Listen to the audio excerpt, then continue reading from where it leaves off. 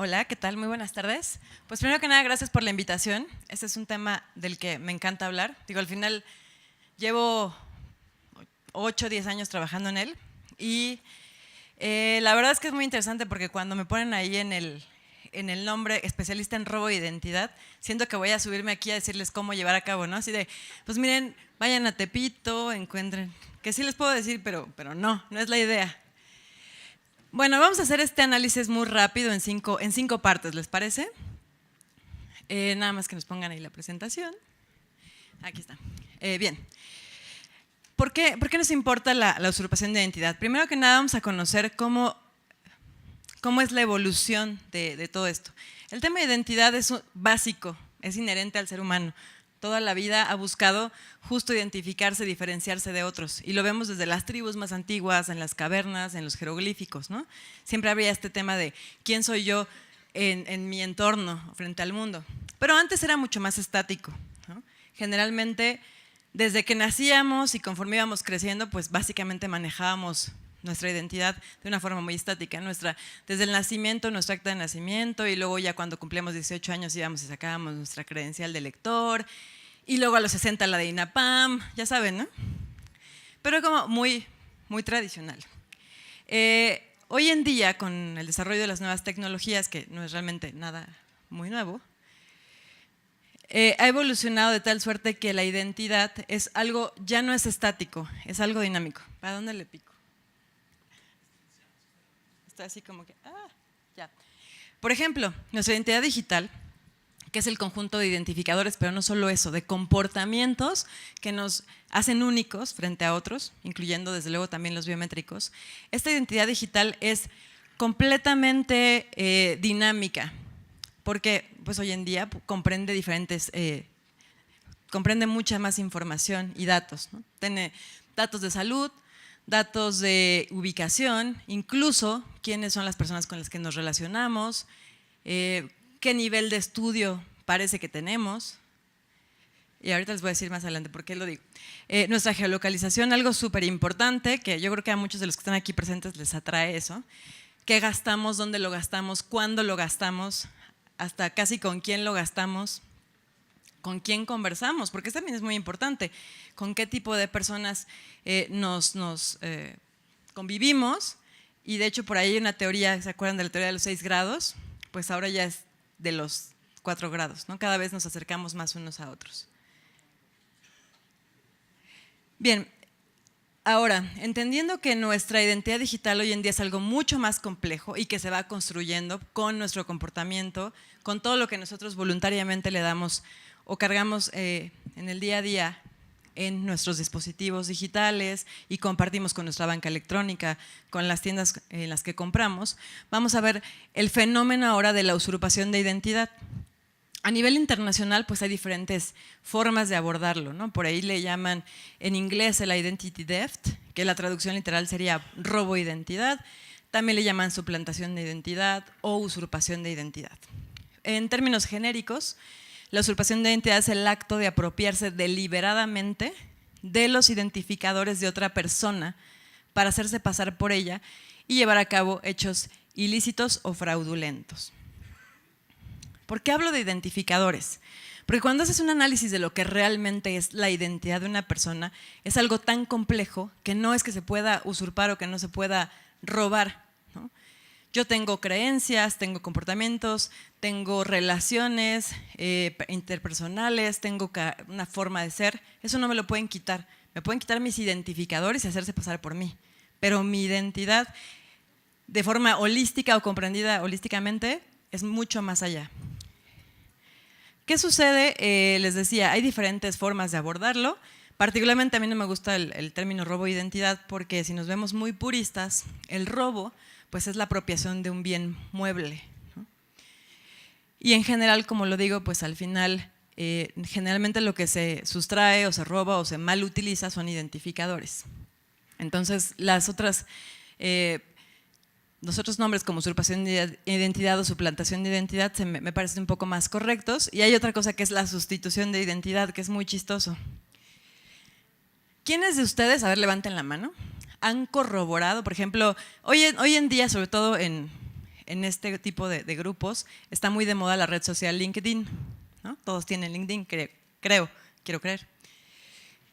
Entonces, pues te agregan, ¿no? Que este monito del Bank of America y este otro que es sueco, ¿no? Y solo porque está rubio lo agregas, ¿no?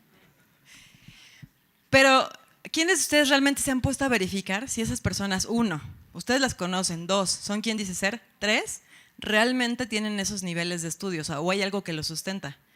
¿Sabían ustedes que más del 30% de los cargos, de los estudios, de los reconocimientos, de las certificaciones que aparecen en LinkedIn son falsos?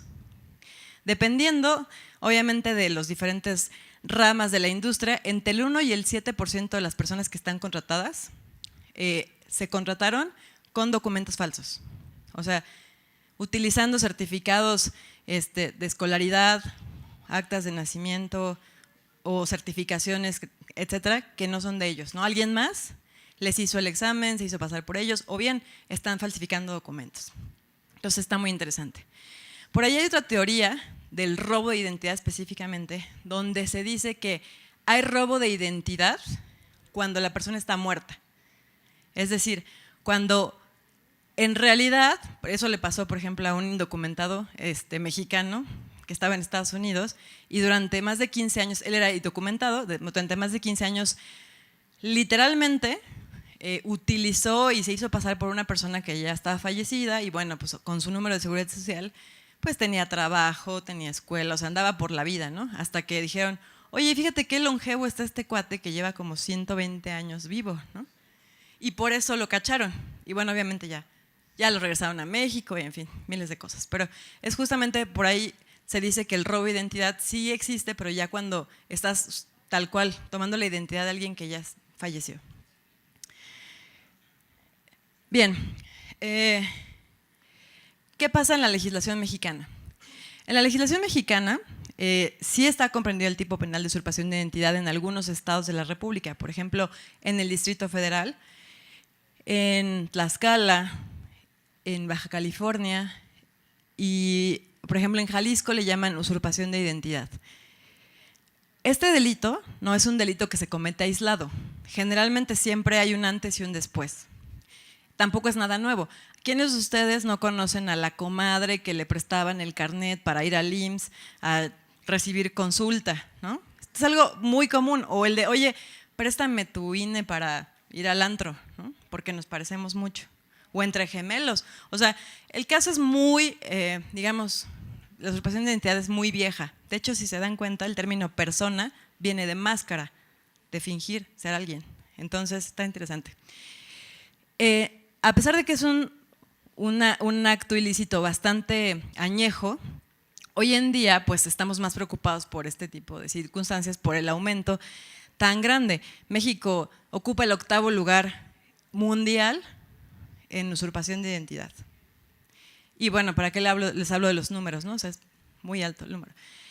Pero les decía, siempre hay estas crucecitas no son de la Cruz Roja, ¿no? Son un símbolo de más. Es decir, antes generalmente hubo un ilícito mediante el cual alguien extrajo información o se hizo de credenciales de forma ilícita, ¿no?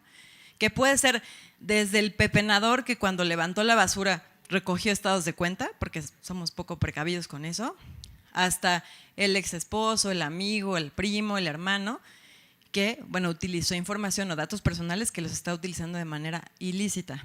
Y después hay un post, es decir, yo voy a suplantar la identidad de alguien porque quiero obtener algo, generalmente ilícito. Puede ser obtener un crédito, puede ser simplemente atacar la reputación de esa otra persona. Entonces, no es un delito aislado, generalmente se acompaña de otros. Y lo digo porque en la práctica, cuando se lleva correctamente un caso de este tipo, se puede lograr lo que se conoce como concurso de delitos. Y en este caso, obviamente, las penas se tienen que acumular, ¿no? El delito que hubo antes, la usurpación de identidad y el posterior. Y en los estados donde no está como tal tipificado el delito de usurpación de identidad, como lo había comentado nuestro ponente anterior y los demás, se trata de un fraude. Es un fraude, ¿ok?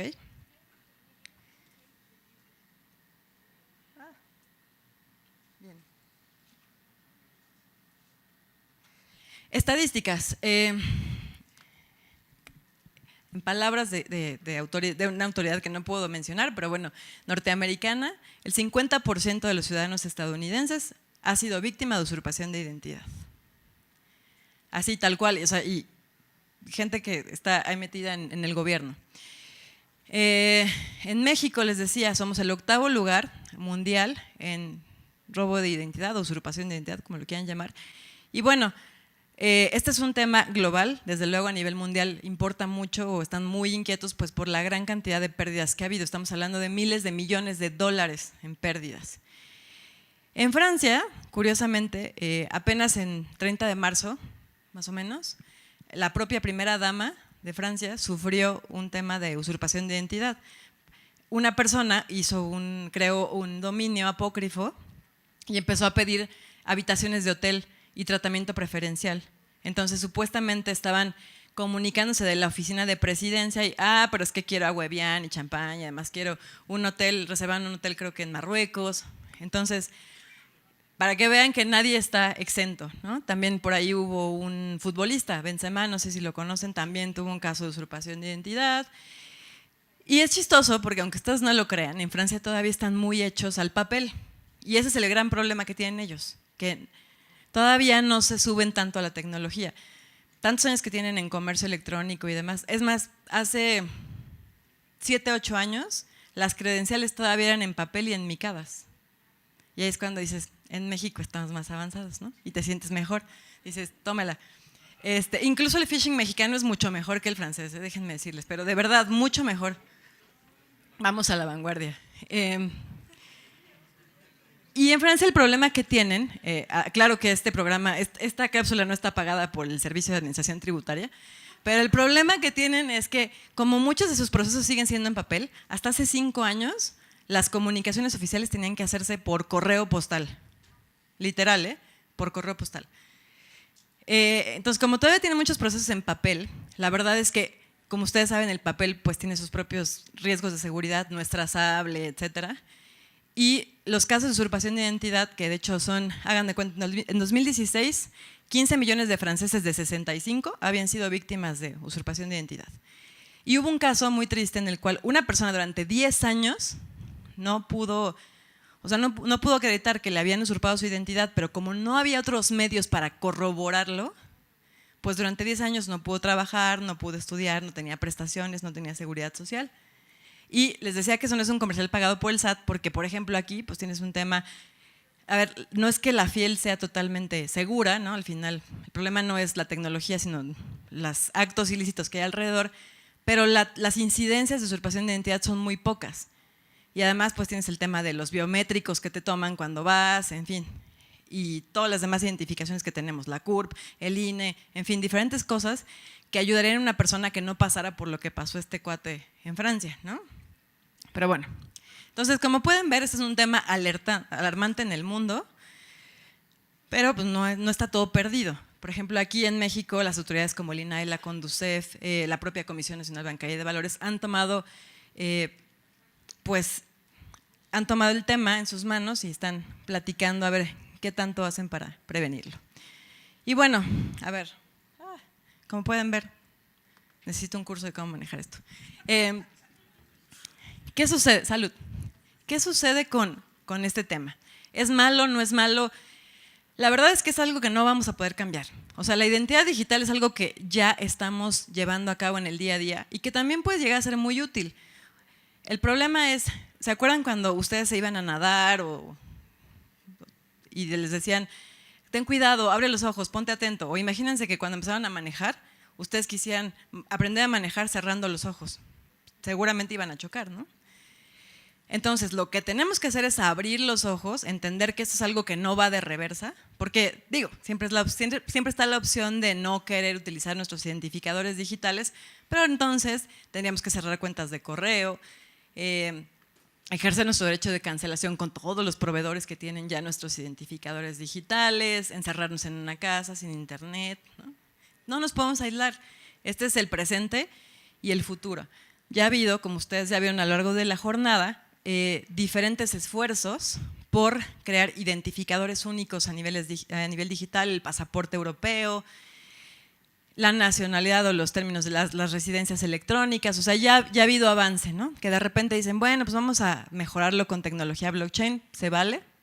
Lo cual, en realidad, ustedes saben que para un delincuente pues se va a tener que especializar más, pero nunca se va a poder erradicar, ¿no? Si acaso lo que podemos hacer es un poco reducirlo. Entonces, ¿qué sigue? Es chistoso porque justo la Ley de Protección de Datos Personales francesa surge de un proyecto que en los 70 se llamaba Safari, que promovía crear un identificador único. En lugar de que fueras con tus 40 copias al Infonavit, luego que vayas al SAT, luego al IMSS o a todos los trámites burocráticos, que realmente es horrible estar cargando las copias, la propuesta era tener un identificador único, central, gubernamental, entonces ya pues, todo el gobierno tenía una base de datos centralizada y si necesitaba consultar tu información, lo hacía. No es mala idea, en Francia no se ha logrado y yo creo que no se va a lograr pronto, porque les digo que tienen mucho miedo al tema electrónico, pero yo creo que el entender el valor que tiene para nosotros mismos como para los diferentes modelos de negocio, haciéndolo completamente legal y seguro, el valor de nuestra identidad digital, yo estoy convencida de que ustedes también preferirían saber que hay una sola llave para llevar a cabo todos sus trámites que estar dejando papeles por todas partes, que estar dejando su rastro en diferentes empresas y decir, híjole, es que ya le di mi acta de nacimiento a este y este. Es mucho más fácil decir, yo tengo en mis manos el poder de utilizar mi identidad digital como una llave que puedo utilizar en este banco, en este otro, y ya se hace. El modelo de autenticación delegada, que ahorita se puede hacer con la FIEL del SAT, o que ustedes hacen con sus cuentas de redes sociales y de correo electrónico. Cuando ustedes quieren abrir, por ejemplo, una cuenta en un servicio en línea, les da la posibilidad de login con Facebook, login con tu cuenta de Twitter, login con tu cuenta de Gmail. Es más o menos lo mismo. En lugar de estar dándole a todas las empresas todos tus datos, empiezas a tener identificadores únicos digitales y con eso puedes andar por la vida. Porque es una mentira que podamos… El anonimato hoy en día es un mito. Es como el anonimato, la privacidad y el amor son un mito. No, no es cierto. No, sí existen, sí existen. Nada más que hay que saber ver con los ojos, no con el corazón. No, no es cierto, al revés. El tema es ese, ¿no? O sea, si nosotros logramos entender el valor de nuestra identidad digital, vamos a ser mucho más cuidadosos con ella. ¿Qué hacemos? ¿Qué rastros vamos dejando? Y yo creo que se pueden generar modelos de negocio muy interesantes basados en la identidad digital, totalmente legales y seguros. Muchísimas gracias. Nos vemos ahorita en el panel y estoy a sus órdenes.